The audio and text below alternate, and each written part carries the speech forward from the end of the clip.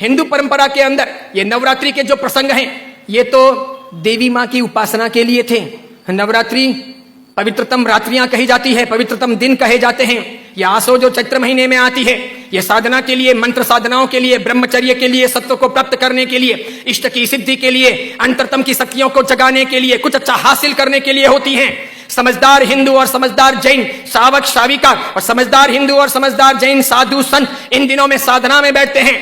मौन रहते हैं, ब्रह्मचर्य का परिपालन करते हैं और आगे बढ़कर के शक्तियों को साधते हैं। उस जमाने में देवी माता की आरती करना, घट स्थापना करना, देवी माता को रिझाना और पुरुष एक तरफ, महिला एक तरफ, महिलाओं की जगह में, पुरुष की जगह में, देवी माता को बीच में रख करके मात्र उनके हाथ से गरबे लें और इस प्रकार उनकी भक्ति करें, यह परंपरा थी नवरात्रि की। उसके बाद में मात्र गुजराती स्टाइल में डांडिया आए थे, तो बहनें बहनों में खेलती, बीच में देवी मां की स्थापना की जाती, पुरुष में खेलते और इस प्रकार नौरते रखते, नवरात्रि पालते, खान पान का ध्यान रखते। उन दिनों में कोई शराब नहीं पीता, गुटखे नहीं खाता, चाय तक नहीं पीता, व्यसन नहीं करता, अलग अलग शयन करते, पति पत्नी अलग अलग रहते, ब्रह्मचर्य की साधना करते, संपर्क नहीं करते, शुद्धता प्राप्त करते और इतने सारे भोग विलास की जिंदगी के बीच में, इतने सारे विषय वासनाओं के बीच में कोशिश करते कि कुछ दिन पवित्रता के साथ में बिताएं, ताकि देवी माताओं के सानिध्य प्राप्त करके हम शक्ति संपन्न बन सके, उनके आशीर्वाद अपनी जिंदगी में फल सकें। गरबे गए, फिर डिस्को आया, नाना प्रकार के धुनें आई, नाना प्रकार के गायक आए, कई कंपनियां, कई संस्थाएं इसमें कूदी, कई सारे लोगों ने धन कमाना शुरू किया, छोटे बड़े ये डांडियों के अलग अलग कार्यक्रम होने लगे, सब लोग ललचाने लगे। देवी मां एक तरफ रह गई, देवी की साधना एक तरफ रह गई, नवरात्रि की पवित्रता एक तरफ रह गई, घट स्थापना एक तरफ रह गई, गरबे लेने का भाव एक तरफ रह गया, आरती और देवी मां को रिझाना, मातृ शक्तियों को प्रेरित करना, ये सब एक तरफ रह गया। आज डांडिये खेलने वालों में से किसको पता है कि साधना क्या है, ब्रह्मचर्य क्या है, ये क्यों है नवरात्रि, इसका हेतु क्या था, इसका रीजन क्या था, ये क्यों खेलनी चाहिए या नहीं खेलनी चाहिए, तो क्यों नहीं खेलनी चाहिए। मेरा ही नहीं, भारत के कई सारे अखबारों का, कई सारे समाजविदों का, कई सारी अन्य सामाजिक संस्थाओं का यह सर्वे वर्षों से रहा है, समय समय पर किया जाता रहा है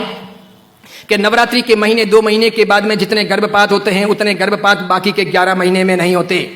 तो ये व्यभिचार नहीं है तो क्या है, ये दुराचार नहीं है तो क्या है, ये जीवन की भ्रष्टता नहीं है तो क्या है। इस बात पर मैं कुछ वर्षों पहले बोला था, अभी किसी ने वो वीडियो वायरल कर दिया और उस वीडियो को लेकर के अखबार ने लिखा। मैंने कहा जो सच है वो सच है कि हम अपनी साधनाओं को बचाएं, बेच ना दें। हिंदू धर्म की परंपरा हो कि जैन धर्म की परंपरा हो, कोई भी उत्सव महोत्सव हो, मैंने समय समय पर यह भी कहा था, गणपति अगर हिंदू धर्म के देवता हैं और गणपति के महोत्सव अगर मनाए जाते हैं या उनका आराधन अगर किया जाता है तो उसमें कहीं जुआ नहीं खेलना चाहिए, शराब नहीं पीनी चाहिए, गणपति के नाम पर तमाशे नहीं करने चाहिए, लड़कियों के साथ में नाच गान नहीं होने चाहिए, गणपति लड़कियों को छेड़ने के लिए महोत्सव के तौर पर नहीं आ रहे, लड़कियां अपनी जगह पर हो, पुरुष अपनी जगह पर हो, वहां शराब नहीं पी जानी चाहिए, उनके पैसों का प्रपंच नहीं होना चाहिए, गणपति को सेलेबल नहीं बनाया जाना चाहिए। हिंदू धर्म अगर इन चीजों को नहीं संभालता है तो धीरे धीरे भारतीय संस्कृति का विनाश होगा।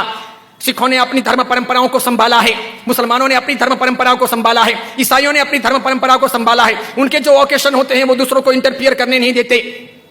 वो उसमें घालमेल नहीं करते। हिंदू और जैनों को इस बारे में सावधानी रखनी आवश्यक है। कल ऐसा ना हो जाए कि पर्युषण महापर्व के दिन आए या आखा तीज का दिन आए या कार्तिक पूर्णिमा का दिन आए और कोई उसे किसी प्रतिष्ठान के नाम पर प्रोजेक्ट कर ले कि चलो अब महोत्सव को इस प्रकार मनाएंगे, उस प्रकार मनाएंगे, तो 25 साल 50 साल के बाद में ऐसा हो सकता है कि हमारी होली की आराधना या हमारे पर्युषण महापर्व की आराधना का रूप रंग बदल जाए।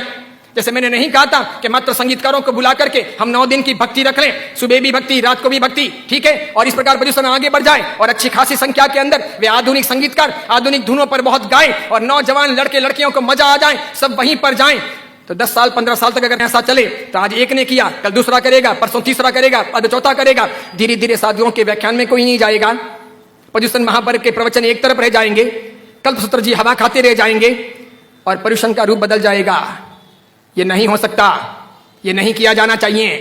मैं इसलिए कह रहा हूं कि मेरी जिंदगी तो बहुत छोटी है, मैं तो कल दुनिया से चला जाऊंगा, लेकिन भगवान के शासन की परंपराएं नहीं मरनी चाहिए, हमें उन्हें जिलानी होगी। हमारे बच्चों को ये पता नहीं, उनको तो क्या है, नाचना गाना कूदना घूमना फिरना अच्छा लगता है, उन्हें सामाजिक प्रतिक्रमण ना अच्छे लगे,